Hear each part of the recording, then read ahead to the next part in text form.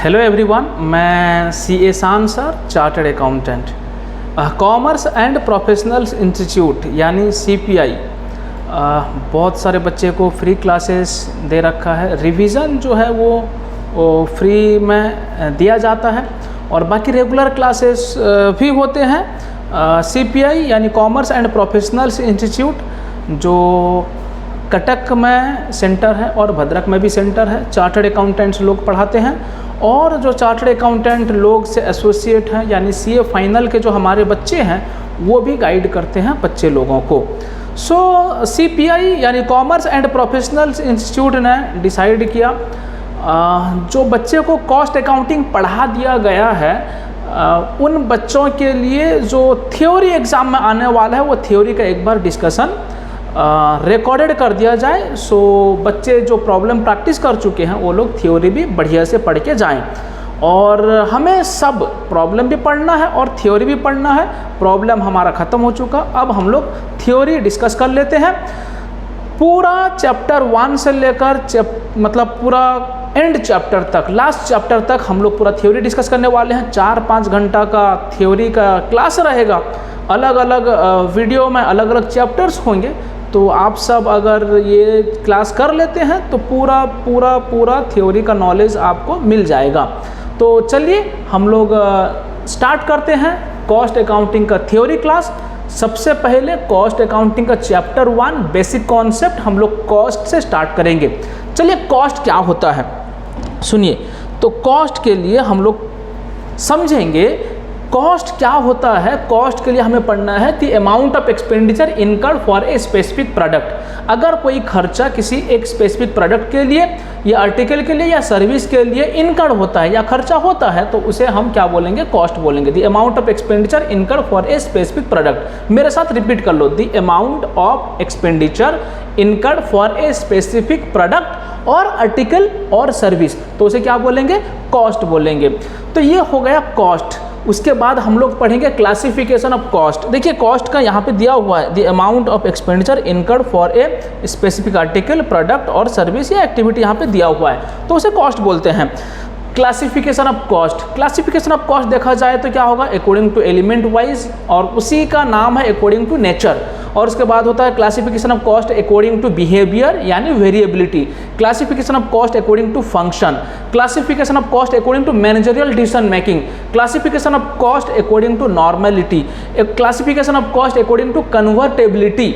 ये सब है क्लासिफिकेशन ऑफ कॉस्ट। एग्जाम में अगर लॉन्ग क्वेश्चन आया discuss the classification of cost, सबसे पहले आप लिखेंगे कॉस्ट क्या होता है, फिर उसके बाद लिखेंगे क्लासिफिकेशन ऑफ कॉस्ट।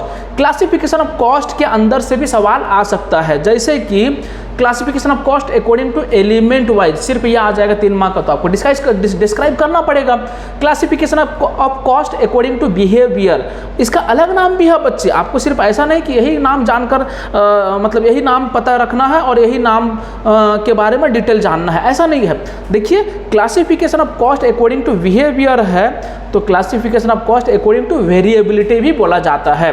जैसे classification of cost according to nature, और इसका अलग नाम भी है बच्चे, classification of cost according to element, ऐसा भी है। तो अलग अलग नाम भी आपको याद रखना है। तो सबसे पहले हम लोग पढ़ते हैं classification of cost according to element. आइए देखिए classification of cost according to element या अकॉर्डिंग टू नेचर।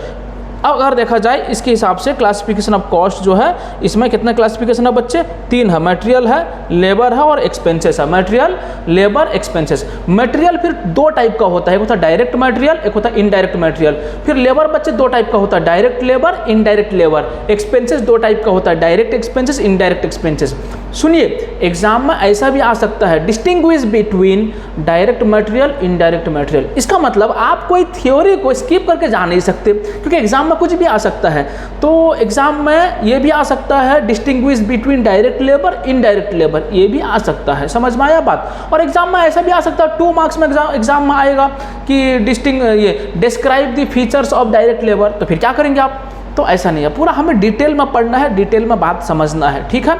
चलिए आते हैं डायरेक्ट मटेरियल, इनडायरेक्ट मटेरियल किसे बोलते हैं। मैं आपको पहले सिंपल सा एक सिंपल मतलब ये हुआ एक एग्जाम्पल, सिंपल एग्जाम्पल, छोटा सा एग्जाम्पल देकर आपको समझाने की कोशिश करता हूँ। देखिए एक छोटा सा जो हम अपना मतलब अपना लैंग्वेज में और अपना एरिया मतलब अपना जो सर्कल है जो हम वहाँ पे देखते हैं उसी टाइप का एग्जाम्पल लेंगे और उसके साथ बड़ा बड़ा इंडस्ट्री जो है उसके साथ कनेक्ट करेंगे। ठीक है, चलिए आइए देखिए, मान लीजिए एक ठेला वाला है। ठेला वाला क्या करता है, वो 3 टाइप का प्रोडक्ट क्या करता है, 3 टाइप का प्रोडक्ट वो सेल करता है। 3 टाइप का प्रोडक्ट, मान लीजिए एक हो गया आलू चॉप, चलिए ठीक है, एक हो गया उपमा हो गया, चलिए उसके बाद और एक हो गया बच्चे बड़ा हो गया। ठीक है, चलिए ठीक है। अब सुनिए बच्चे, ध्यान सुनिएगा। आलू चॉप बनाने के लिए आलू का ज़रूरत है बच्चे, और किसका, बेसन का ज़रूरत है, ये लाया गया। बच्चे उपमा बनाने के लिए सूजी का ज़रूरत है, ये लाया गया। बच्चे बड़ा बनाने के लिए बीरी से बड़ा अगर बनाएं तो बीरी का ज़रूरत है, ये लाया गया। प्लस ये सब बनाने के लिए हेल्प क्या चाहिए, मसाला चाहिए और ओनियन चाहिए और उसके बाद में गार्लिक चाहिए, उसके बाद में जिंजर चाहिए और ये सब मसाला मैं ले लिया और उसके बाद में ऑयल चाहिए। ठीक है, छानना है। और उसके बाद उपमा बनाने के लिए भी तो ऑयल चाहिए। चलिए जो भी है ये सारा सामान हमने खरीद कर लाए। सारे बच्चे मेरे साथ साथ समझेंगे और मैं जो पूछूंगा आप अपना दिल से जवाब देंगे। सारे बच्चे बताइए, 3 हमारा प्रोडक्ट है, हम जो ठेला वाला बेचेगा उसका कितना प्रोडक्ट है, 3 है।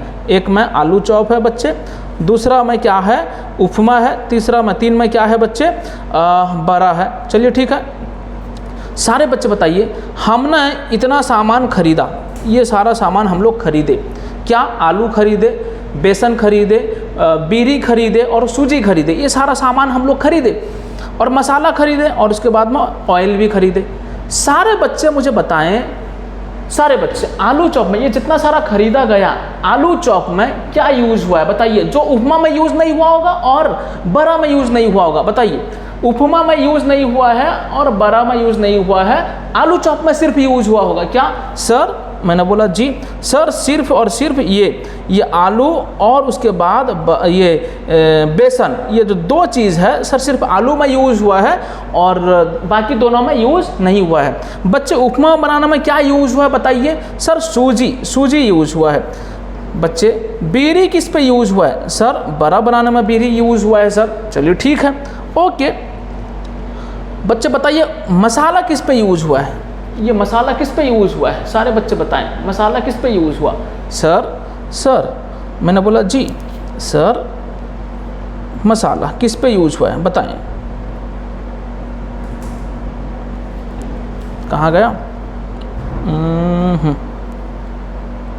चलिए मसाला किस पे यूज़ हुआ है, सर मसाला तीनों पे यूज़ हुआ होगा, सर बड़ा पे भी शायद यूज़ हुआ होगा और उपमा में यूज़ हुआ होगा, और सर मसाला मतलब जिंजर, ओनियन, गार्लिक, इसमें से कुछ भी हो सकता है। चलिए सर ऑयल किस पे यूज़ हुआ, सर तीनों पे बनाने में यूज़ हुआ। मैंने बोला बच्चे इसमें से जो आपने रॉ मटेरियल खरीदा, ये सारा रॉ मटेरियल है, ये रॉ मटेरियल जो आप लोग खरीदे, अगर आप फिनिश्ड प्रोडक्ट में, किस पे, फिनिश्ड प्रोडक्ट में, यानी फिनिश्ड प्रोडक्ट क्या है सर, आलू चॉप है, उपमा है और क्या है, बड़ा है।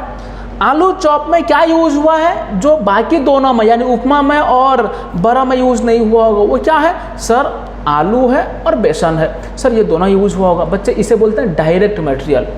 मैंने बोला बच्चे ऑयल, बताइए 3 प्रोडक्ट जो है, 3 प्रोडक्ट मतलब आलू चॉप है और बड़ा है और उपमा है, तीनों में कितना कितना ऑयल यूज़ हुआ है बता पाएंगे, मुश्किल है बताना, तो इसको बता नहीं पाएंगे इजीली। और मसाला जो है तीनों में कितना यूज़ हुआ है ये बता नहीं पाएंगे, ये मुश्किल है, तो ये इनडायरेक्ट मटेरियल है। तो ये समझ में आया हमें, the material which can be easily और economically identified in the finished product, तो उसे क्या बोलेंगे, that is called direct material, and the material which cannot be easily identified in the finished product उसे बोलेंगे इनडायरेक्ट मटेरियल। समझ में आया बात, हाँ सर समझ में आया। देखिए साफ साफ पूरा वही लिखा है यहाँ पे। डायरेक्ट मटेरियल क्या होता है, material which can be economically easily directly identified in the finished product. कहाँ पे, आइडेंटिफाइड इन द प्रोडक्ट या finished product. Are called direct materials. ठीक है, उसके बाद कुछ फीचर्स है, ये प्राइम कॉस्ट का पार्ट है लिखेंगे और ये वेरिएबल कॉस्ट है। तो इसका एग्जाम्पल यहाँ पे दिया हुआ है, ये आप लिख लेंगे और ये नोट्स जो है सारा आपको मिल जाएगा। अगर आपको नोट्स नहीं मिला है अब तक, या आप जब वीडियो देख रहे हैं आपके पास नोट्स अवेलेबल रहना चाहिए, अगर भी नहीं मिला है, सॉफ्ट कॉपी हो या हार्ड कॉपी हो, जो भी हो आपको नोट्स मिल जाना चाहिए। नोट्स नहीं मिला है तो इस नंबर में आप लोग मैसेज करके कॉस्ट अकाउंटिंग का नोट्स ऑफिस में बोलकर ले लें। कौन सा नंबर है मैं बता देता हूँ, 9439855332। ये नंबर में आप क्या करें, व्हाट्सअप करें, कॉल करें और नोट्स के लिए बोल दें कि हमने वीडियो देख रहे थे और ये नोट्स चाहिए हमें और हमें भी नोट्स दे दीजिए। चलिए ठीक है, ये किसका पार्ट है, प्राइम कॉस्ट का पार्ट है, ये वेरिएबल कॉस्ट है और इसका एग्जाम्पल। ठीक है, इतना सारा डायरेक्ट मटेरियल से कनेक्टेड सारा बात लिखा गया है। और रहा इनडायरेक्ट मटेरियल, बच्चे देखो वही बात, साफ बात लिखा गया, which can not be economically easily directly identified in the product are called indirect material. Can not be, जो इजीली इकोनॉमिकली आइडेंटिफाई नहीं हो सकता, can not be identified, which can not be identified, और इकोनॉमिकली आइडेंटिफाइड या economically easily directly identified जो नहीं हो सकता उसे क्या बोलेंगे, इनडायरेक्ट मटेरियल बोलेंगे। तो अब सुनिए, जैसा यहाँ पे था डायरेक्ट मटेरियल किसका पार्ट है, प्राइम कॉस्ट का पार्ट है, वैसा इनडायरेक्ट मटेरियल किसका पार्ट है, ओवरहेड का पार्ट है। याद रखेंगे एग्जाम में आएगा, शॉर्ट क्वेश्चन आ सकता है। Direct material is the part of dash, क्या होगा, prime cost. Indirect material is the part of dash, क्या होगा, ओवरहेड होगा। समझ में आया। उसके बाद वेरिएबल कॉस्ट है, ये वेरिएबल कॉस्ट हो भी सकता है, नहीं भी हो सकता है। ठीक है, चलिए गया direct material, indirect material, exam में आया तो लिख लेंगे। उसके बाद नेक्स्ट आते हैं डायरेक्ट लेबर, इनडायरेक्ट लेबर। यहाँ भी वही सेम बात है, the labour which can be easily और economically identified in the finished product is known as direct labour. और ये भी वही है, ये प्राइम कॉस्ट है। डायरेक्ट लेबर जो है किसका पार्ट है बच्चे, प्राइम कॉस्ट का पार्ट है और ये वेरिएबल कॉस्ट है। समझ में आया। और इनडायरेक्ट लेबर क्या बोलता है, इनडायरेक्ट लेबर बोलता है which can not be economically या easily identified in the finished product, that is called indirect labour. और ये भी पार्ट किसका है, ओवरहेड का पार्ट है। जैसा इनडायरेक्ट मटेरियल किसका पार्ट था, ओवरहेड का पार्ट था, वैसा इनडायरेक्ट लेबर किसका पार्ट है, ओवरहेड का पार्ट है। ठीक है, चलिए एग्जांपल्स देंगे, हो जाएगा। नेक्स्ट, और यहाँ डायग्राम है कैसे काम होता है गारमेंट इंडस्ट्री में। सुपरवाइजर जो हो कौन है, इनडायरेक्ट लेबर है। टेलर लोग क्या हैं, वो लोग डायरेक्ट लेबर सब हैं। ठीक है, चलिए ये गारमेंट इंडस्ट्री का यहाँ पर एक डायग्राम दिया गया है। नेक्स्ट आते हैं function wise classification of the cost. Function wise classification of the cost क्या होगा बच्चे, factory cost, office and administrative cost, selling and distribution cost, research and development cost. ये 4 है। मेरे ख्याल से ये 4 जो है उसका एग्जाम्पल के साथ आप लोग लिख लेंगे। फैक्ट्री कॉस्ट किसे बोलते हैं, indirect cost incurred in the factory for manufacturing of the goods या मैन्युफैक्चरिंग ऑफ द प्रोडक्ट, उसे क्या बोलते हैं, फैक्ट्री कॉस्ट बोलते हैं। Indirect expenses incurred in the factory at the time of manufacturing the product, उसे क्या बोलते हैं, फैक्ट्री कॉस्ट बोलते हैं। और इसका एग्जांपल दे देना, जैसे फैक्ट्री लाइटिंग हो गया, फैक्ट्री बिल्डिंग का रेंट हो गया, फैक्ट्री बिल्डिंग का डिप्रिसिएशन हो गया, उसके बाद में डिप्रिसिएशन ऑन मशीन हो गया। ये सारा एग्जांपल्स है किसका, फैक्ट्री कॉस्ट का एग्जांपल है। और नेक्स्ट आते हैं ऑफिस एंड एडमिनिस्ट्रेटिव ओवरहेड किसे बोलते हैं, कॉस्ट किसे बोलते हैं। ये हो गया आपका फैक्ट्री कॉस्ट। नेक्स्ट है office and administrative cost. Office and administrative cost किसे बोलते हैं, वो इनडायरेक्ट कॉस्ट, देखिए यहाँ लिखा है वो indirect cost. Office and administrative cost is the indirect cost on formulating the policy, directing the organisation and controlling the operations of the organisation. जो बिजनेस होता है इंडस्ट्री में, इंडस्ट्री को कंट्रोल करने के लिए, इंडस्ट्री में प्रोडक्शन करवाने के लिए, इंडस्ट्री में गुड्स प्रोड्यूस कैसे होगा, कितने एम्प्लॉय अपॉइंटमेंट होंगे, कैसे ऑर्डर लिया जाएगा, कैसे ऑर्डर का डिलीवरी किया जाएगा, ये सारा ऑफिस का काम है। ठीक है, फैक्ट्री में कौन काम करते हैं, फैक्ट्री में क्या एक्सपेंसेस होता है, फैक्ट्री में गुड्स प्रोड्यूस होने के लिए, प्रोडक्शन होने के लिए फैक्ट्री में सारा खर्चा होता है। और ऑफिस में क्या खर्चा है, ऑफिस का खर्चा जो होता है फैक्ट्री को यानी इंडस्ट्री को चलाने के लिए जो खर्चा होता है वो होता है ऑफिस का खर्चा है। Formulating the policy, controlling the policy, directing the staffs, ये सारा खर्चा जो होता है किसका है, ऑफिस का है। तो इसे ऑफिस एंड एडमिनिस्ट्रेटिव कॉस्ट या ऑफिस एंड एडमिनिस्ट्रेटिव एक्सपेंसेस, बहुत सारा एक्सपेंसेस जब होता है ऑफिस में उसे ऑफिस एंड एडमिनिस्ट्रेटिव कॉस्ट भी बोला जाता है। जबकि इनडायरेक्ट कॉस्ट है इसे ओवरहेड भी बोला जाता है। ऑफिस एंड एडमिनिस्ट्रेटिव ओवरहेड भी बोला जाता है। क्यों, क्योंकि यहाँ यहाँ जो खर्चे होते हैं ये सब इनडायरेक्ट एक्सपेंसेस होते हैं। सो indirect labour, indirect material, indirect labour, indirect expenses, ये तीनों के एग्रीगेट को ओवरहेड बोलते हैं। सुनिए एग्जाम में आएगा ओवरहेड फिर किसे बोलते हैं, समझे? तो क्या लिखेंगे, the aggregate of indirect material, indirect labour and indirect expenses, इसे क्या बोलते हैं, ओवरहेड बोलते हैं। एग्जाम आएगा प्राइम कॉस्ट किसे बोलते हैं, जैसा हम लोग पढ़े अभी पढ़े, क्या पढ़े कि डायरेक्ट मटेरियल किसका पार्ट है, प्राइम कॉस्ट का पार्ट है। डायरेक्ट लेबर किसका पार्ट है, प्राइम कॉस्ट का पार्ट है। वैसा डायरेक्ट एक्सपेंस किसका पार्ट है, प्राइम कॉस्ट का पार्ट है।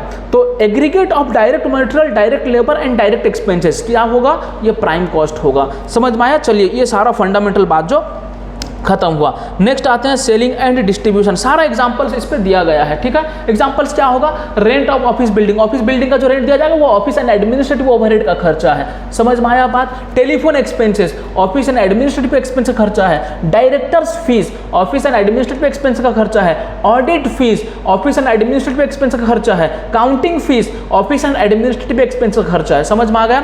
फैक्ट्री में जो खर्चा होता है वो फैक्ट्री का कॉस्ट है, फैक्ट्री का ओवरहेड है। ऑफिस एंड एडमिनिस्ट्रेटिव में जो खर्चा होता है वो ऑफिस एंड एडमिनिस्ट्रेटिव ओवरहेड का खर्चा है। चलिए ठीक है, आगे बढ़ते हैं। सेलिंग एंड डिस्ट्रीब्यूशन कॉस्ट किसे बोलते हैं? सेलिंग एंड डिस्ट्रीब्यूशन, देखिए प्रोडक्ट हमारा ज़्यादा से ज़्यादा सेल हो, ये कैसे होगा, हम लोग अगर एडवर्टाइजमेंट करेंगे, अपना पब्लिसिटी करेंगे और क्या करेंगे, प्रमोट करते हैं, तो क्या होगा, ज़्यादा से ज़्यादा सेल होगा। ये सबको क्या बोलते हैं, सेलिंग एक्सपेंसेस बोलते हैं। हमारा सेल्स लेवल को इंक्रीज कराने के लिए जो एक्सपेंसेस होता है, इनडायरेक्ट एक्सपेंसेस, उसे बोलते हैं सेलिंग ओवरहेड। और हमारा गुड्स अपना इंडस्ट्री से कस्टमर का लोकेशन को पहुँचाने के लिए, कस्टमर का लोकेशन तक देने के लिए, यानी गुड्स को डिस्ट्रीब्यूट करने के लिए जो खर्चा होता है उसे क्या बोलते हैं, डिस्ट्रीब्यूशन एक्सपेंसेस बोलते हैं। तो यहां पर क्या था, सेलिंग एंड डिस्ट्रीब्यूशन एक्सपेंसेस। समझ में आ गया बात? Selling and distribution expense, selling expenses क्या होता है, the expenses which is incurred to increase the sales volume या sales level of the industry, तो उसे क्या बोलते हैं, selling expenses बोलते हैं। distribution expenses किसे बोलते हैं, the expenses incurred for distributing the goods, finished goods from our industry to customers location, तो उसे क्या बोलते हैं, distribution expenses बोलते हैं। selling expenses का example पूछेगा, क्या लिखेंगे, advertisement, advertisement, advertisement, sales promotion, publicity, ये सारा selling expenses है। distribution expenses क्या है, डिलीवरी वैन का डेप्रीसिएशन, वो होता है क्या, डिस्ट्रीब्यूशन एक्सपेंसेस। जो डिलीवरी वैन होता है, डिलीवरी गाड़ी होता है, तो उससे क्या होता है ना, तो गुड्स जो है एक लोकेशन से दूसरा लोकेशन को जाता है। डिलीवरी ट्रक जो होता है, वो ट्रक का डेप्रीसिएशन चार्ज होता है, वो भी एक्सपेंस है, तो उसे बोलते हैं डिस्ट्रीब्यूशन एक्सपेंस। डिलीवरी वैन में जो लड़के लोग काम करते हैं उन्हें सैलरी दिया जाता है, उसे बोलते हैं सैलरी ऑफ डिलीवरी बॉय, तो क्या होता है, उसे डिस्ट्रीब्यूशन एक्सपेंसेस बोलते हैं। ये हो गया सेलिंग एंड डिस्ट्रीब्यूशन। तो अकॉर्डिंग टू फंक्शन एग्जाम में आएगा, discuss the classification of cost according to function. तो क्या क्या लिखेंगे, factory cost, office and administrative cost, selling and distribution cost, ये तीन लिख देने से भी चलेगा। चलिए रिसर्च एंड डेवलपमेंट कॉस्ट के बारे में डिस्कस नहीं करते हैं, वो तीन जो है काम का है। नेक्स्ट आते हैं बिहेवियर वाइज क्लासिफिकेशन। अच्छा, इसका एग्जाम में अलग भी आ सकता है, according to variability, according to variability. देखिए क्या लिखा है, अकॉर्डिंग टू वेरिएबिलिटी, और यहाँ पे क्या है, बिहेवियर वाइज क्लासिफिकेशन, ठीक है। तीन है, variable cost, semi variable cost और फिक्स्ड कॉस्ट। सुनिए पहले यहाँ पे क्या डिस्कस किया है, वेरिएबल कॉस्ट। चलिए सुनिए, वेरिएबल कॉस्ट किसे बोलते हैं, हमारा यूनिट चेंज होने की वजह से अगर टोटल कॉस्ट में चेंज होता है, क्या सुनिए ध्यान से, यूनिट में चेंज होने की वजह से टोटल कॉस्ट में अगर चेंज होता है तो उसे बोलेंगे वेरिएबल कॉस्ट। उसे इंग्लिश में लिखना है, सुनिए बता दूंगा। आउटपुट, पहले यूनिट हम प्रोड्यूस किए कितना 1, तो कॉस्ट पर यूनिट कितना 10, टोटल कॉस्ट कितना होगा 10। तो देखिए कॉस्ट पर यूनिट जो है वो क्या है, सेम है। देखिए भाई, एक यूनिट खरीदो 10 रुपया, 2 यूनिट पे अगर आप खरीदते हैं, 1 यूनिट का कितना 10 रुपया। अगर 10 यूनिट खरीदते हैं आप, 1 यूनिट का कितना 10 रुपया, लेकिन 10 का कितना होगा सर 100 रुपया होगा। तो देखिए यहाँ पे 1 यूनिट खरीदे तो 10 रुपया, 1 यूनिट का ये क्या लिखा है, कॉस्ट पर यूनिट लिखा है। क्या लिखा है, ये जो है कॉस्ट पर यूनिट कितना है 10 10 10 10। तो 1 अगर खरीदते हैं तो कितना होगा 10 रुपया, 2 अगर खरीदते हैं तो 1 का अगर 10 रुपया हुआ बच्चे, 2 का कितना होगा 20 रुपया होगा, 3 का कितना होगा बच्चे 30 रुपया होगा, 4 का कितना होगा, 1 का अगर 10 रुपया होता है तो 4 का कितना होगा 40 रुपया होगा। देखो क्या होता है यहाँ पे, यूनिट जैसा चेंज होता है ना वैसा टोटल कॉस्ट में भी चेंज होता है, तो इसे बोलते हैं variable cost. The cost which can be changed due to change in output, due to change in output. Total cost जो चेंज होता है आउटपुट में चेंज होने की वजह से, उसे क्या बोलते हैं, वेरिएबल कॉस्ट बोलते हैं। समझ में आया? अच्छा, इसमें और क्या क्या चीज़ देखिए आप लोग, सुनिए और क्या क्या चीज़ देखिए आप लोग, इसमें क्या क्या फीचर्स लिखेंगे देखिए। इन case of variable cost, cost per unit will be same. उसके बाद तीसरा पॉइंट में, थर्ड पॉइंट में क्या लिखेंगे, इन case of variable cost total cost will be not same, total cost will not same, but cost per unit क्या रहता है, सेम रहता है। समझ में आ गया बात? ये रहा फीचर्स किसका, वेरिएबल कॉस्ट का। वेरिएबल कॉस्ट का एग्जाम में पूछेगा, give any 2 examples of variable cost, क्या लिखेंगे, लिखेंगे डायरेक्ट मटेरियल और डायरेक्ट लेबर। सर अभी अभी हम लोग पढ़कर आए ना कि direct material is a variable expense या वेरिएबल कॉस्ट, फिर उसको डायरेक्ट लेबर में भी देखे, इट इज़ ए क्या, वेरिएबल कॉस्ट या वेरिएबल एक्सपेंस। प्राइम कॉस्ट के बाद जस्ट देखे कि नहीं देखे, देखे तो यहाँ भी लिख सकते हैं कि जो वेरिएबल कॉस्ट है, वेरिएबल एक्सपेंस है, उसका 2 एग्जाम्पल दीजिए। क्या देंगे, डायरेक्ट मटेरियल और डायरेक्ट लेबर। ठीक है, हाँ सर ठीक है। सर फिर फिक्स कॉस्ट किसे बोलेंगे, समझाओ। फिक्स कॉस्ट जो फिक्स रहेगा, यूनिट में चेंज होने की वजह से कॉस्ट में बिल्कुल चेंज नहीं होगा, तो उसे क्या बोलेंगे, फिक्स कॉस्ट बोलेंगे। The cost which can not be changed due to change in output, the cost which can not be changed due to change in output. मेरे साथ साथ मैं जब रिपीट करूंगा मेरे साथ साथ बोला करें, the cost which can not be changed due to change in output, उसे बोलेंगे फिक्स कॉस्ट। देखिए टोटल कॉस्ट क्या है, देखिए 50,000, 50,000 और यूनिट क्या है, देखिए 1 चेंज हुआ, 2 से चेंज हुआ 3 से चेंज हुआ 4, लेकिन टोटल कॉस्ट में कोई चेंज नहीं हो रहा है। सर कॉस्ट पर यूनिट में चेंज हो रहा है, मैंने बोला हाँ बच्चे कॉस्ट पर यूनिट में चेंज हो रहा है। देखिए सर कॉस्ट पर यूनिट कैसे आया, मैंने बोला बच्चे कॉस्ट पर यूनिट आया कितना, sir 50,000 divided by units, units कितना था 1, पहले था 1, तो 50,000 बाई 1 कितना होगा 50,000, 50,000 बाई 2 कितना होगा फिर 25,000। समझ में आ गया? तो कॉस्ट पर यूनिट चेंज होगा। लेकिन और एक बात आप याद रखेंगे, एग्जाम में तूफानी कर सकते हैं। अगर एग्जामिनर ऐसा आया चलो इस बार बच्चे के साथ कुछ तूफानी करते हैं, तो फिर तूफानी करने के लिए फिर आपको तैयार होना है। वो तूफानी करेगा, एग्जामिनर तूफानी करेगा, और उस तूफान का तैयारी तो आपको करना है, तूफान का जवाब देना है। देखिए बोलेगा due to increase in cost, due to increase in units cost per unit will dash. सुनिए, cost per unit will dash due to increase in units. देखिए अगर यूनिट इंक्रीज करता है, ये क्या हुआ, 1 से 2 हुआ, 2 से 3 हुआ, 3 से 4 हुआ, क्या हुआ, इंक्रीज किया। जब इंक्रीज किया किसका, फिक्स कॉस्ट का, फिक्स कॉस्ट का समझा रहा, due to increase in units, units लिखवा रहा। देखिए यूनिट्स अगर इंक्रीज करता है, यूनिट्स अगर इंक्रीज करता है तो कॉस्ट पर यूनिट क्या होगा बच्चे, कॉस्ट पर यूनिट क्या होगा, डिक्रीज करेगा। क्या होगा, डिक्रीज करेगा। देख लो बच्चे, देख लो यहाँ पर, देख लो फट से क्या हो रहा है। देखिए यूनिट देखिए ये इंक्रीज कर रहा है, तो फिक्स कॉस्ट का कॉस्ट पर यूनिट क्या हो रहा है, देखिए डिक्रीज कर रहा है। डिक्रीज कर रहा है कि नहीं, हाँ सर 1 से 2 हुआ, ये 50 से 25 हो गया। क्या, फिक्स कॉस्ट पर यूनिट ये क्या कर रहा है, डिक्रीज कर रहा है। कब, अगर यूनिट इंक्रीज करेगा तो कॉस्ट पर यूनिट डिक्रीज करेगा। अब सुनिए और एक बात, यूनिट जब डिक्रीज करेगा 4 से 3, 3 से 2, 2 से 1, ये क्या हुआ, डिक्रीज हुआ, तो कॉस्ट पर यूनिट क्या हो रहा है, इंक्रीज हो रहा है। देखो 12,500, 16,667 हो गया, 25,000 हो गया, 50,000 हो गया। तो हमें क्या समझ में आया बच्चे, हमें क्या समझ में आया, सर फिक्स कॉस्ट में एक बात तो ये समझ में आया हमें, सर ये समझ में आया, सर अगर यूनिट इंक्रीज करेगा तो कॉस्ट पर यूनिट डिक्रीज करेगा। सर यूनिट अगर डिक्रीज करेगा तो कॉस्ट पर यूनिट जो है इंक्रीज करेगा। सर ये समझ में आया। किस केस में, फिक्स कॉस्ट में। किस केस में, फिक्स कॉस्ट में ऐसा होगा। हाँ सर ऐसा होगा। लेकिन in case of variable cost बच्चे, in case of variable cost क्या होगा, cost per unit always same रहता है। Cost per unit always same रहता है। तो हम लोग यही बात फिक्स कॉस्ट में अपना लिखेंगे। फिक्स कॉस्ट क्या है, the cost which cannot be changed due to change in output, the cost which cannot be changed due to change in output, उसे क्या बोलेंगे, फिक्स कॉस्ट बोलेंगे। क्या बोलेंगे, फिक्स कॉस्ट। और उसका टोटल कॉस्ट सेम रहता है। उसके बाद cost per unit will not same. उसके बाद एग्जाम्पल देंगे। एग्जाम्पल्स ऑफ फिक्स कॉस्ट क्या होता है, आप रेंट पर मंथ होता है, पर मंथ फिक्स है ना चेंज हो जाता है, फिक्स है, तो रेंट होता है फिक्स कॉस्ट का एग्जाम्पल। सैलरी क्या होता है, ये फिक्स कॉस्ट होता है, फिक्स कॉस्ट का एग्जाम्पल क्या हो गया, सैलरी हो गया। हाँ सर हो गया। सर जो वेरिएबल कॉस्ट है उसका कोई अलग नाम है क्या? मैंने बोला हाँ है बच्चे। क्या वेरिएबल कॉस्ट का अलग नाम है? Marginal cost. याद रखिएगा, सब इस पे लिखा है, सब लिखा है बच्चे, कोई चिंता करने का आवश्यक नहीं है आपको, सब इसमें लिखा है। वेरिएबल कॉस्ट जितना बात बोल रहा है सब इस पे लिखा है। ये क्या है देखिए, the cost which can be changed due to change in output is known as या is called variable cost. Cost per unit remain same, उसके बाद total cost will not same, किस में? वेरिएबल कॉस्ट में। इसका अलग नाम क्या है बच्चे? Marginal cost. ठीक है, हाँ सर। तो यहाँ पर देखिए फिक्स कॉस्ट का अलग नाम क्या है? पीरियडिक कॉस्ट है। क्या है अलग नाम? पीरियडिक कॉस्ट है। चलिए हो गया। नेक्स्ट आते हैं सेमी वेरिएबल कॉस्ट। एग्जाम में आ सकता है semi variable cost. Semi variable cost सुनिएगा ध्यान से। सेमी वेरिएबल कॉस्ट क्या है? कुछ हद तक फिक्स रहेगा और फिर चेंज हो जाएगा according to change in units. The cost which is fixed up to certain level and then changed due to change in output, उसे क्या बोलेंगे? सेमी वेरिएबल कॉस्ट बोलेंगे। ठीक है, चलिए यहाँ पे है। उसके बाद सेमी वेरिएबल कॉस्ट का कैलकुलेशन है जो आपको क्लास में ही बताया गया था और यहाँ से भी पढ़ सकते हैं, बहुत आसान तरीके से है। नेक्स्ट आते हैं, नेक्स्ट बच्चे, नेक्स्ट क्लासिफिकेशन। अब तक हमने क्या पढ़ा?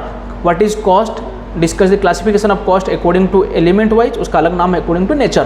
फिर पढ़ा हमने classification of cost according to function, उसमें क्या क्या है फंक्शन में? फिर फंक्शन में फैक्ट्री कॉस्ट है, ऑफिस एंड एडमिनिस्ट्रेटिव कॉस्ट है, सेलिंग एंड डिस्ट्रीब्यूशन कॉस्ट है। उसके बाद हम लोग क्या पढ़े?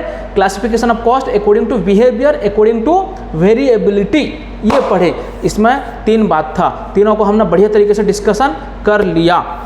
अब आते हैं next, classification of cost according to managerial decision making. Manager जो डिसीजन लेते हैं उनके हिसाब से कॉस्ट को कैसे क्लासिफाई किया गया है। एक है पीरियडिक कॉस्ट। क्या है? एक है पीरियडिक कॉस्ट। सर अभी पढ़े ना पीरियडिक कॉस्ट? मैंने बोला हाँ बच्चों, फिक्स कॉस्ट का अलग नाम क्या है? Periodic cost. बट आपको अगर आ गए एग्जाम में according to managerial decision making क्या है क्लासिफाई करो कॉस्ट, तो फिर ये सारा चीज़ आपको क्लासिफाई करना होगा।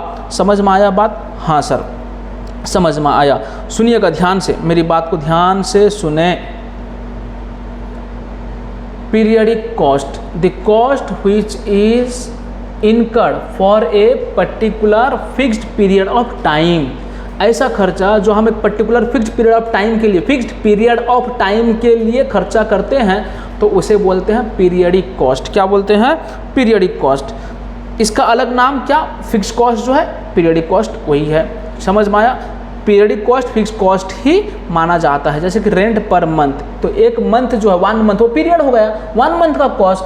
12 मंथ का रेंट अगर होता है तो 12 मंथ का कॉस्ट हो गया वो। फिर उसके बाद में अगर सैलरी है तो वो भी पीरियडिक कॉस्ट, 6 मंथ का सैलरी वो तो पीरियडिक कॉस्ट। चलिए ये ठीक है, 1 नंबर गया। दूसरा एक्सप्लिसिट कॉस्ट एक है और एक होता है इम्प्लिसिट कॉस्ट। 2 कॉस्ट, एक होता है इम्प्लिसिट कॉस्ट, एक होता है एक्सप्लिसिट कॉस्ट। देखिए ऐसा कुछ कॉस्ट जिसकी वजह से हमारा पैसे का आउटफ्लो होता है, कैश जाता है, पैसा हमारा पॉकेट से जाता है, उसे बोलते हैं एक्सप्लिसिट कॉस्ट बोलते हैं। क्या बोलते हैं? Explicit cost. ऐसा खर्चा बिजनेस में खर्चा शो किया जाता है, खर्चा माना जाता है, लेकिन उसकी वजह से हमारा पॉकेट से पैसा नहीं जाता, नॉन कैश एक्सपेंस है वो, तो उसे बोलते हैं एक्सप्लिसिट कॉस्ट। सर हाँ एक ज़माना पहले पढ़े थे सर, ठीक। Implicit cost, interest on capital. Interest on capital जो हो क्या है? इम्प्लिसिट कॉस्ट है। जो ओनर है बिजनेस का वो अपना पैसा इन्वेस्टमेंट कर रखा है बिजनेस में, क्या वो बिजनेस से अपना इंटरेस्ट लेगा? अपना जो पैसा जमा कर रखा है, इन्वेस्टमेंट कर रखा है अपना बिजनेस में अपना पैसा, तो उसके ऊपर इंटरेस्ट लेगा क्या? नहीं लेता। बट हम लोग अकाउंटिंग में क्या रिकॉर्ड करते हैं? प्रॉफिट एंड लॉस में टू इंटरेस्ट ऑन कैपिटल ऐसा रिकॉर्ड करते हैं। तो इंटरेस्ट ऑन कैपिटल हो गया वो क्या? नोशनल कॉस्ट, और उसे इम्प्लिसिट कॉस्ट बोलते हैं। खर्चा शो किया जाता है, खर्चा माना जाता है बिजनेस में, लेकिन एक्चुअल में उसकी वजह से पैसा पेमेंट नहीं हुआ है, बट फिर भी बिजनेस में उसे खर्चा माना जाता है। नेक्स्ट आते हैं ये एक्सप्लिसिट कॉस्ट। अभी समझा है इम्प्लिसिट कॉस्ट। एक्सप्लिसिट कॉस्ट क्या है? जिसकी वजह से पैसा इनकर्ड होता है, पैसा जाता है, पेमेंट होता है, उसे बोलते हैं एक्सप्लिसिट कॉस्ट। द कॉस्ट कहाँ गया? एक्सप्लिसिट कॉस्ट है the cost by which cash will be outflow from the business, तो उसे क्या बोलेंगे? एक्सप्लिसिट कॉस्ट बोलेंगे। तो जैसे कि सर वेजेस हो गया, सैलरी हो गया, रॉ मटेरियल परचेज हो गया, ये सब के कारण क्या होता है? पैसे का आउटफ्लो होता है, मनी जाता है, तो इसे क्या बोलेंगे? एक्सप्लिसिट कॉस्ट बोलेंगे। चलिए ठीक है। नेक्स्ट आता है शट डाउन कॉस्ट। बच्चे ये एग्जाम्पल ये बहुत इंपॉर्टेंट है और एग्जाम में आता भी है। शट डाउन कॉस्ट, जब इंडस्ट्री शट डाउन हो जाता है, बंद हो जाता है कुछ पीरियड के लिए ड्यू टू सम रीजन्स, जब शट डाउन रहता है, जब फैक्ट्री बंद रहता है, इंडस्ट्री बंद रहता है, तब भी क्या होता है ना, इंडस्ट्री का खर्चा होता है कुछ ना कुछ। हाँ सर ऐसा है क्या? मैंने बोला हाँ बच्चे। सर ऐसा कैसे? देखिए बच्चे, इंडस्ट्री बंद है, मैनेजर को जो आप अपॉइंटमेंट किए हैं उसे सैलरी देंगे या नहीं देंगे? हाँ सर देंगे। तो वो हो गया क्या? वो भी तो एक कॉस्ट है ना। तो क्या होगा? Shutdown cost. सर जिस एरिया में, जिस लोकेशन पे इंडस्ट्री है, जो वो अगर रेंटेड है, रेंट में अगर लिया गया है, बताओ इंडस्ट्री जहाँ पे बनाया गया, जहाँ पे फैक्ट्री इंस्टॉल किया गया है, वो अगर रेंट में लिया गया तो उसका भी तो रेंट पे करना पड़ेगा, चाहे इंडस्ट्री आपका बंद रहे, चाहे इंडस्ट्री आपका चालू रहे।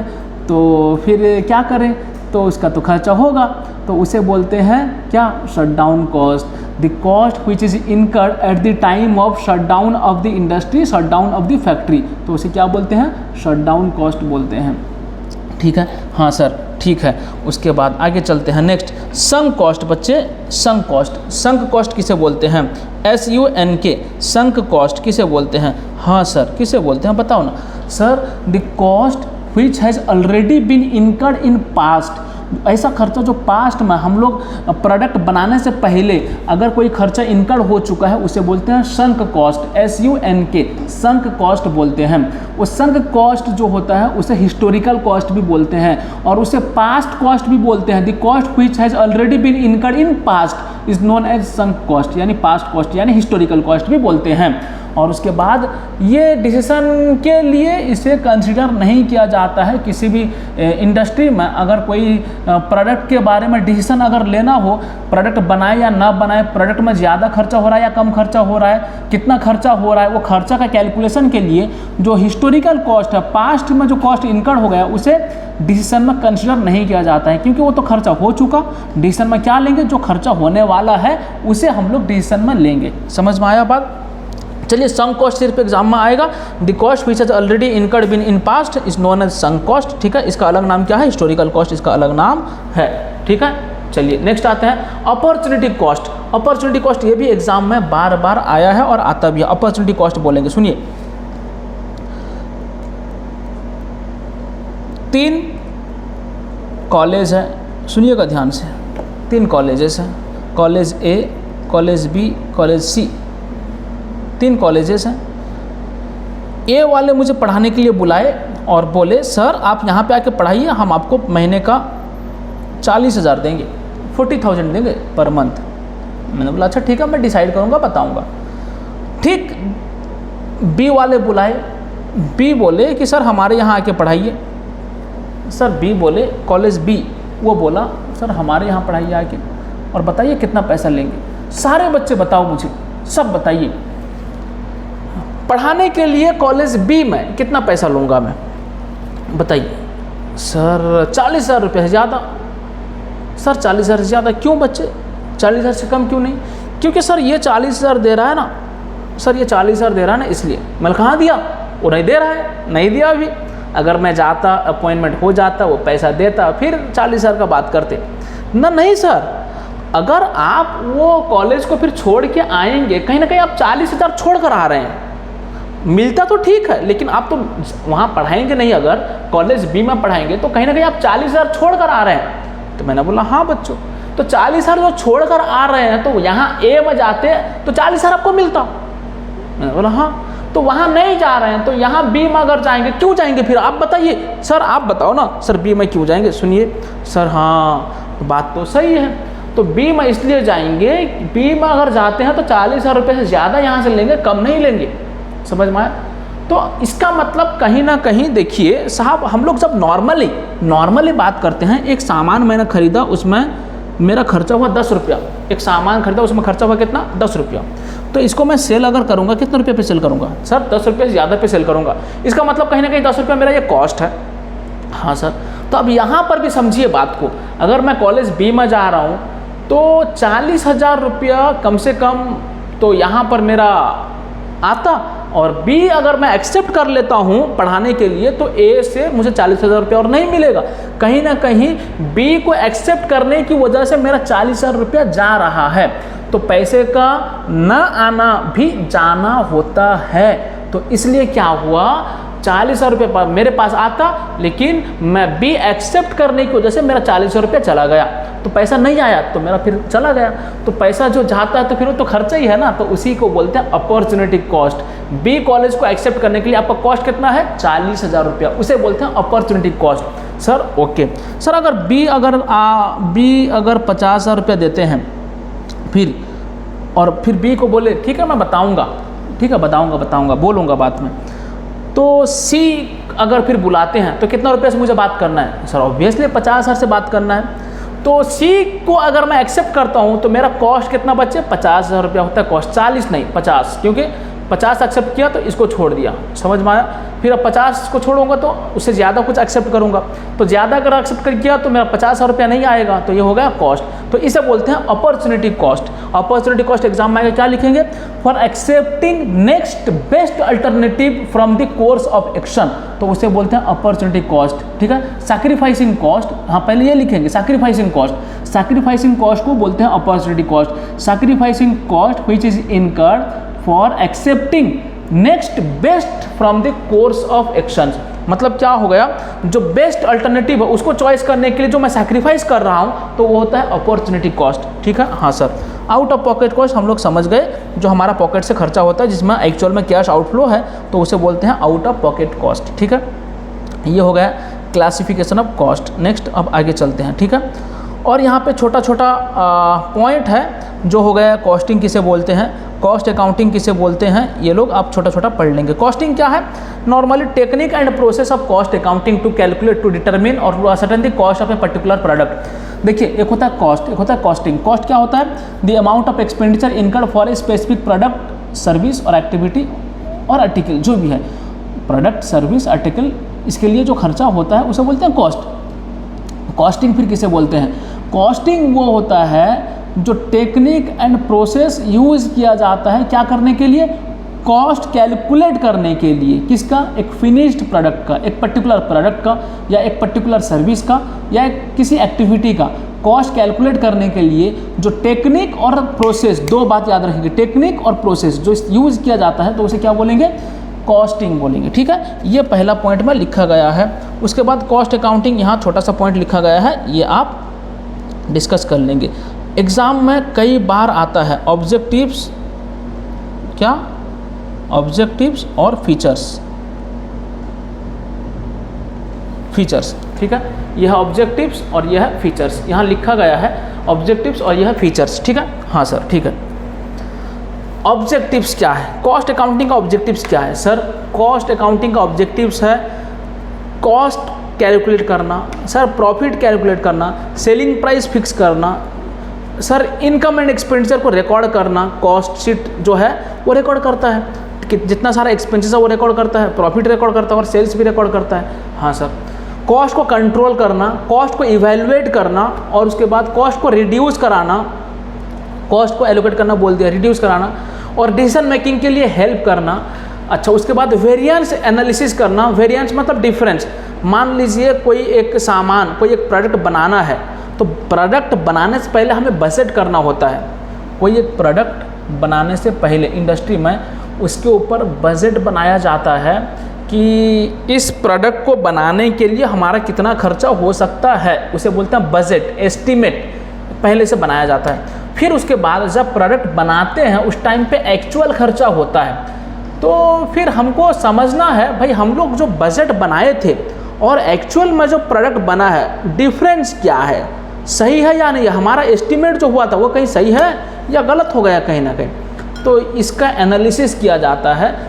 इसका एनालिसिस करने के लिए कॉस्ट अकाउंटिंग जो है हेल्प करता है। इसे बोलते हैं वेरिएंस एनालिसिस। क्या बोलते हैं? वेरिएंस एनालिसिस बोलते हैं। ठीक है, हाँ सर, ठीक है। तो इसका पॉइंट मैं लिखवा देता हूँ, आप याद रखेंगे। ठीक है, लिख लीजिए पॉइंट सारा लिख लीजिए, मैं लिखवा देता हूँ, पॉइंट लिख लीजिए।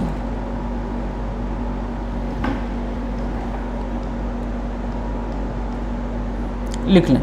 पहला पॉइंट लिखें इनकम एंड एक्सपेंडिचर, दूसरा पॉइंट लिखें selling price, income and expenditure, दूसरा पॉइंट लिखें सेलिंग प्राइस, तीसरा पॉइंट लिखें प्रॉफिटेबिलिटी, प्रॉफिटेबिलिटी, 4 में लिखें कॉस्ट, मतलब आपको ये पॉइंट्स लिखना है, ये पॉइंट्स में फिर उसके बाद डिस्कस करना है। क्या डिस्कस करना है, कैसे करना है, मैं बता दूंगा अभी। कॉस्ट, उसके बाद 5 में लिखे एलोकेशन, उसके बाद 6 में लिखें कंट्रोल,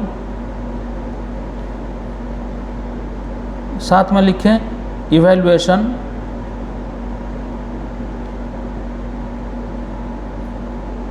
7 में लिखें रिडक्शन, रिड्यूस करना,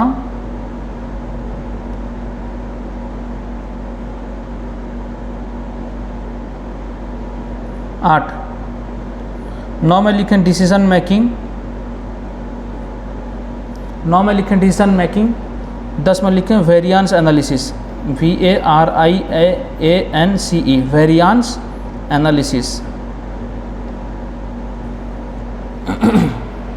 ये सारा पॉइंट्स, पहला है इनकम एक्सपेंडिचर, दूसरा सेलिंग प्राइस, 3 में है प्रॉफिटेबिलिटी, ठीक है। उसके बाद नेक्स्ट है कॉस्ट, फिर उसके बाद में है एलोकेशन, उसके बाद में कंट्रोल, उसके बाद में इवैल्यूएशन, उसके बाद में रिडक्शन, फिर उसके बाद में है डिसीजन मेकिंग, और उसके बाद में है क्या, वेरिएंस एनालिसिस, ठीक है, याद रखेंगे। इसका और शॉर्टकट तरीका बता देता हूँ, IESPC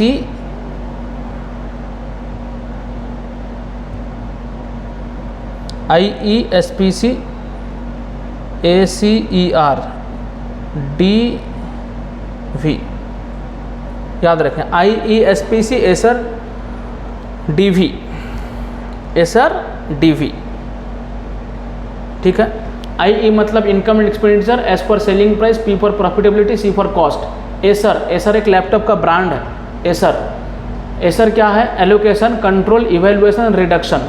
DV क्या है, decision making and variance analysis. ये हो गया क्या, ऑब्जेक्टिव्स का पॉइंट। इसका अंदर लिखना, क्या लिखना, to record all income and expenditures of a particular cost of a particular product, article और सर्विस और एनी एक्टिविटी, हो गया। उसके बाद selling price, to fixing the selling price, selling price fix करता है कौन, cost accounting. To fixing the selling price of a particular product, service, article और एनी एक्टिविटी। उसके बाद profit, to determine, to ascertain, to calculate the profitability activity या profit of the product और service और article, ऐसा करके लिखेंगे सारा पॉइंट्स, ठीक है। नेक्स्ट, और यहाँ पर भी दिया गया है, okay.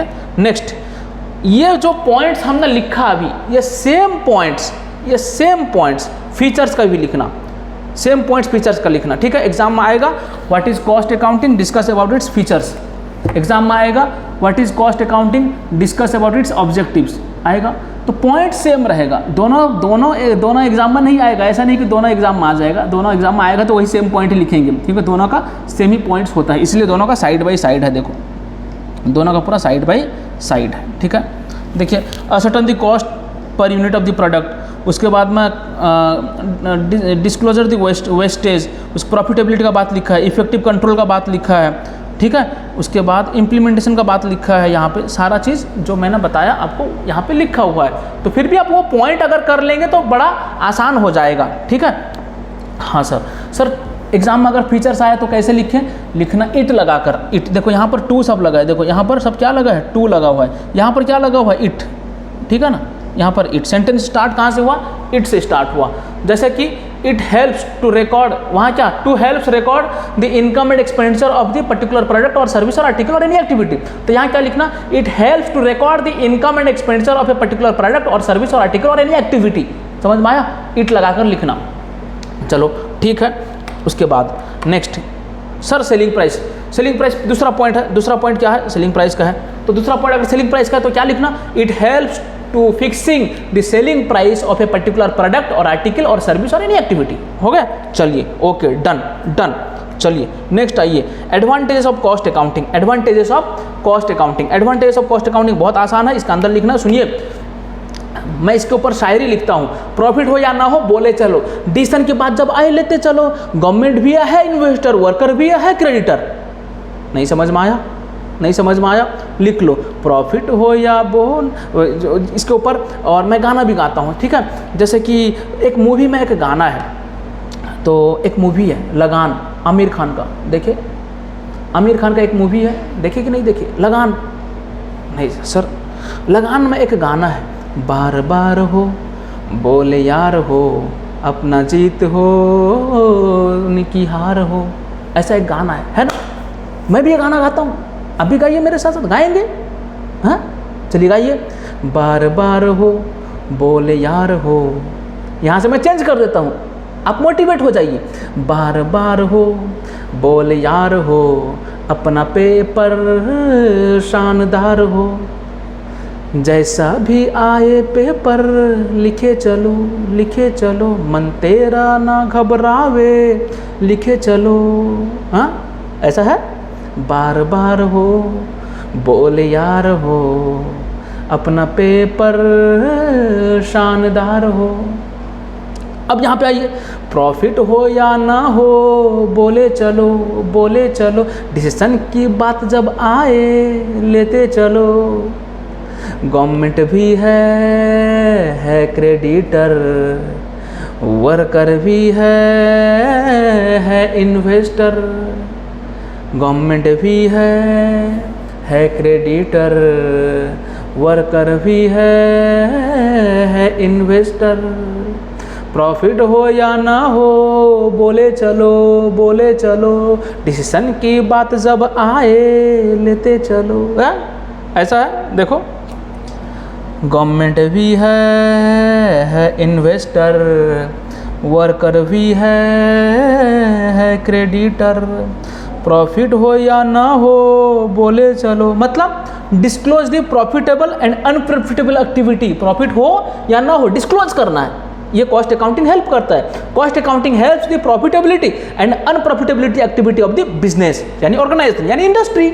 Okay sir, decision making, decision की बात जब आए तो लेते चलो, ये एक हमने शेर व शायरी में कन्वर्ट कर देते हैं। समझ में आया बात? ये तो सीपीआई का एक खासियत है, समझे। देखिए सीपीआई को ये लगता है कि बच्चे को पढ़कर मज़ा आना चाहिए। समझ में आया बात? देखिए बच्चे का एक्टिविटी क्या होता है, बच्चे को वही मतलब समझ में आता है, वही अच्छा लगता है जिसपे उनको मज़ा आता है। तो सीपीआई का एक कॉन्सेप्ट है, तो ये इसको एनालिसिस करता है, बच्चे कब पढ़ते हैं, बच्चे कैसे पढ़ना चाहिए, बच्चे किस तरह से पढ़ना चाहिए। तो हमने जो है क्या किया, तो बच्चे को पढ़ाई में मतलब जो जब बच्चे पढ़े ना भाई, पढ़ेंगे क्यों वो? अगर आप अच्छा नहीं पढ़ाएंगे तो बच्चे पढ़ेंगे कैसे? ऐसा भी है। हाँ बच्चे कुछ बदमाश होते हैं आपकी तरह, मतलब ठीक है आप भी बहुत अच्छे हो, ऐसा नहीं है, कुछ बच्चे बदमाश होते हैं, ठीक है आपसे बदमाश, इसका मतलब आप थोड़ा बदमाश हो, और आपसे ज़्यादा बदमाश भी बच्चे होते हैं।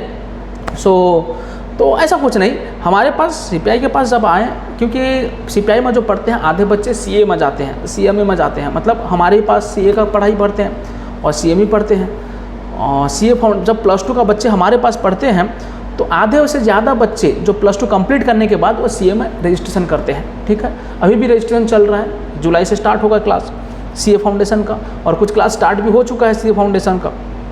चलिए, तो ऐसा है, मतलब हमारा ऐसा है कि हम ये सोचते हैं बच्चे को 100% कैसे मतलब नॉलेज मिलेगा, और उसके बाद मज़ा कैसे आए पढ़कर अच्छा लगे, और पढ़ने को अच्छा लगना चाहिए ना भाई, आपने तो पढ़ेंगे कैसे, ठीक है ना। चलिए, ये रिकॉर्डेड क्लास है, इसमें बहुत ज़्यादा हम लोग निमोनिक्स ये सब वो सब यूज़ नहीं करते, तो बस लाइव क्लास जो होता है वहाँ पर प्रॉब्लम को सॉल्व करना, बाकी सारा चीज़ को समझाना, सब चीज़ होता है। चलिए ठीक है, आइए इधर। तो advantages, government advantage to government कैसे भाई? पहला पॉइंट है एडवांटेज टू गवर्नमेंट। भाई कैसे ना, गवर्नमेंट को एडवांटेज मिलता है किससे? कॉस्ट अकाउंटिंग से। एडवांटेजेस टू द गवर्नमेंट है, ये कैसे? तो कॉस्ट अकाउंटिंग जो है वो हिसाब करता है कॉस्ट शीट से, हम लोग पता करते हैं हमारा कॉस्ट कितना होगा, प्रॉफिट कितना, और हम सेल कितना पे कर रहे हैं। तो जो प्रॉफिट जो होता है वो इंडस्ट्री का इनकम हो गया, तो उसके ऊपर गवर्नमेंट जो है टैक्स लेता है। सो कॉस्ट अकाउंटिंग हेल्प कर दिया ना गवर्नमेंट को टैक्स कलेक्ट करवाने के लिए। ओके, और सेलिंग प्राइस जो फिक्स होता है गवर्नमेंट को पता चल जाता है ये लोग एक सामान, एक प्रोडक्ट कितना पे सेल कर रहे हैं, जिसके ऊपर गवर्नमेंट जो है जीएसटी लेता है। सेल करेंगे अगर कोई प्रोडक्ट तो उसके ऊपर जीएसटी लगता है, तो गवर्नमेंट को पता चल गया तो भाई ये इतना प्राइस पे सेल कर रहे हैं, तो कॉस्ट अकाउंटिंग से पता चल जाता है ना गवर्नमेंट को, तो गवर्नमेंट जो है क्या करेगा, इसके ऊपर जीएसटी भी लेगा। चलिए ठीक है, ये आया, इन्वेस्टर को भी हेल्प होता है, वर्कर को हेल्प होता है, ये सारा पॉइंट्स है और इसके अंदर आप लोग लिखेंगे तो मैंने समझा दिया। चलिए ठीक है, advantages to government, advantages to investor, advantages to creditor, advantages to worker, उसके बाद disclose the profitability and unprofitability activity, उसके बाद डिसीजन मेकिंग में हेल्प करता है। फिर उसके बाद जो मैं लिखवाया था एसर, एलोकेशन, कंट्रोल और इवैल्यूएशन, रिडक्शन, ये सारा लिखवाया था। तो ये सारा पॉइंट भी लिखेंगे आप, क्यों ना, कॉस्ट अकाउंटिंग हेल्प करता है क्या करने के लिए, कॉस्ट कंट्रोल करने के लिए, कॉस्ट रिड्यूस करवाने के लिए, कॉस्ट इवैल्यूएशन के लिए, कॉस्ट समझ में आ गया बात, कंट्रोल के लिए। चलिए लिखेंगे लिमिटेशंस ऑफ कॉस्ट अकाउंटिंग।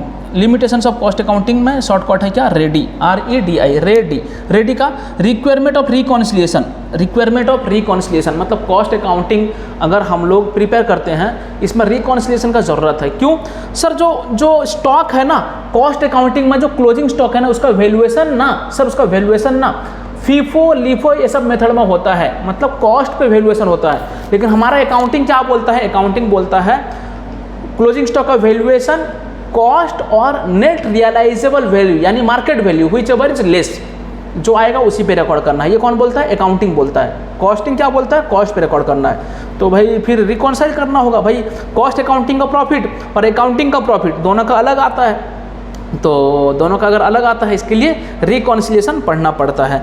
चलिए ये ज़्यादा एक्सपेंसिव है, ठीक है, क्लरिकल वर्क बहुत ज़्यादा होता है इसलिए एक्सपेंसिव है। डुप्लीकेशन ऑफ वर्क, आप कॉस्ट अकाउंटिंग में रिकॉर्ड करना ही कीजिए लेकिन फिर अकाउंटिंग भी प्रिपेयर करना पड़ेगा। इनएफिशिएंसी है, ये एफिशिएंसी इतना ज़्यादा नहीं है।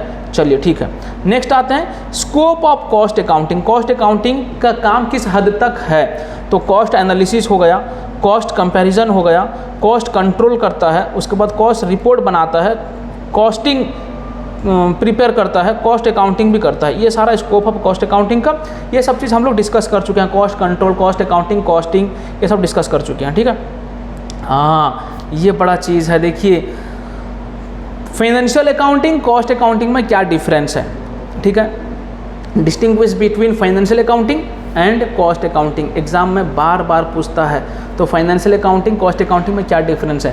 फाइनेंशियल अकाउंटिंग में क्या होता है, trading profit and loss balance sheet बनता है। कॉस्ट अकाउंटिंग में क्या होता है, वो रिपोर्ट प्रेजेंट करता है किसको, मैनेजमेंट को डिसीजन लेने के लिए। समझ में आया। अच्छा, फाइनेंशियल अकाउंटिंग में क्लोजिंग स्टॉक जो हम लोग रिकॉर्ड करते हैं ट्रेडिंग अकाउंट में, वो किस पे रिकॉर्ड करते हैं, कॉस्ट और MRV मार्केट प्राइस या net realisable value whichever is less, ये लिखना है।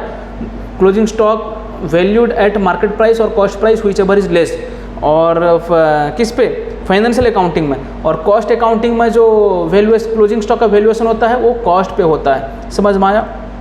अच्छा, उसके बाद में ये जो होता है financial accounting selling price fix नहीं करता है। यहाँ सब लिखा है, मैं जो बोल रहा आपको सारा चीज़ लिखा है, ऐसा नहीं कि नहीं लिखा है। यहाँ प्रॉफिट एंड लॉस का फाइनेंशियल पोजीशन का बात लिखा है, मैनेजमेंट को इन्फॉर्मेशन देता है ये बात लिखा है। समझ में आया बात, सारा चीज़ लिखा है। ये net profit net loss calculate करता है, ये प्रॉफिट और लॉस किसका, एक प्रोडक्ट का। ये पूरा फाइनेंशियल अकाउंटिंग जो है पूरा बिजनेस का प्रॉफिट कैलकुलेट करके देता है। लेकिन कॉस्ट अकाउंटिंग जो है पर्टिकुलर प्रोडक्ट का या सर्विस का जो है प्रॉफिट या लॉस जो होता है वो कैलकुलेट करके देता है। समझ में आया। अच्छा, उसके बाद में नेक्स्ट कॉस्ट अकाउंटिंग में बजट भी बनाया जाता है, मतलब खर्चा नहीं हुआ है, खर्चा से पहले एक एस्टिमेट किया जाता है, उसे भी रिकॉर्ड करते हैं किस पे, कॉस्ट अकाउंटिंग में। लेकिन फाइनेंशियल अकाउंटिंग में हमेशा ट्रांजैक्शन होने के बाद में रिकॉर्ड होता है, पहले से रिकॉर्ड नहीं होता है, ये बात यहाँ पे लिखा है। उसके बाद में cost accounting selling price fix करता है, हम एक प्रोडक्ट को कितना प्राइस पे सेल करें, कौन, कॉस्ट अकाउंटिंग फिक्स करता है। लेकिन ये फाइनेंशियल अकाउंटिंग जो फिक्स नहीं करता, हेल्प नहीं करता फिक्स करना में, ठीक है। और उसके बाद में कॉस्ट अकाउंटिंग जो है वो हिस्टोरिकल डाटा के ऊपर काम करता है, एस्टिमेटेड कॉस्ट को लेकर काम करता है। लेकिन अकाउंटिंग जो है एक्चुअल डाटा को लेकर काम करता है, हिस्टोरिकल नहीं, ठीक है। ये बात यहाँ पे लिखा है। और उसके बाद valuation of stock at cost, cost accounting में क्या, एट कॉस्ट प्राइस, लेकिन इस पर क्या, मार्केट प्राइस और cost which ever is less. ये सारा है डिफरेंस, तो आप भी पढ़ लेंगे। नेक्स्ट आते हैं आइए methods of costing and techniques of costing, ठीक है। हम लोग छोटा सा ब्रेक लेते हैं, ब्रेक के बाद फिर चालू करेंगे एक